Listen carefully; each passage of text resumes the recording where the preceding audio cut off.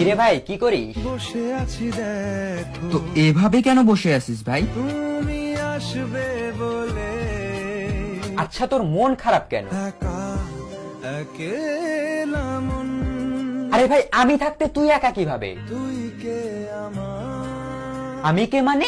আমাকে তুই ভুলে গেলি? না রে না ভাই তুই কি তোর লাইফে ভালোভাবে বাঁচতে চাস না? বেঁচে থেকে লাভ কি বল বেঁচে থেকে লাভ কি মানে?